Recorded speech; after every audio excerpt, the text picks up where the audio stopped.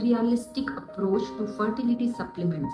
These days, the market is flooded with fertility supplements, right? CoQ10, melatonin, DHEA, vitamins, there are so many and it is overwhelming. I get it. You must be wondering which one actually work. Are they safe or is it all just hype? Today, let's cut through the noise and talk specifically about CoQ10 and melatonin, two supplements that have been studied for their role in fertility. This isn't about miracles, but it is evidence-based support. So, what is CoQ10 and why it is so popular for fertility?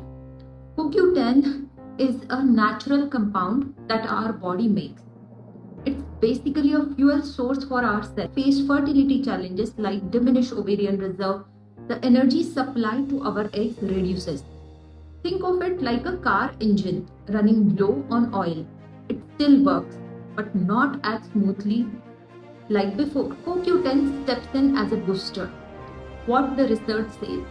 Studies suggest that taking CoQ10 can improve the egg, particularly for women who are older or have low ovarian risk. It's also shown benefits in improving sperm quality for men. It's not magic, but if you are 30s or 40s trying to conceive, CoQ10 might help give your eggs and sperm the energy they need to perform better. What about melatonin? Does it do more than just to help sleep? Melatonin is a hormone that our body produces to regulate sleep. Here is the known fact. It is also a very powerful antioxidant. For fertility, it plays a protective role. It reduces the damage caused by oxidative stress, something that naturally increases as we age or deal with conditions like PCOS or endometriosis. Why this matters? Eggs and sperms are sensitive to damage. Melatonin helps to create a protective environment for your eggs, especially during the growth phase. In fact, some studies suggest that taking melatonin alongside fertility treatment like IVF can improve egg quality and even pregnancy rates better. But here, melatonin is not just for everyone.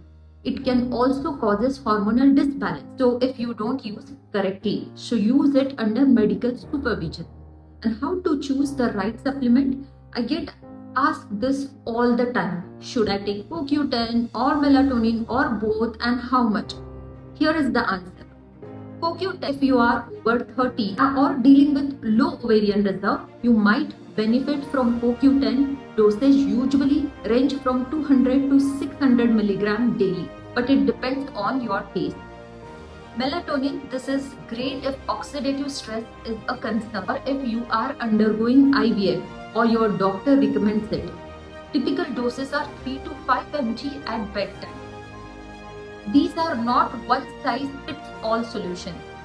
What works for one person may not work for another. So always consider to consult a doctor before starting any supplement.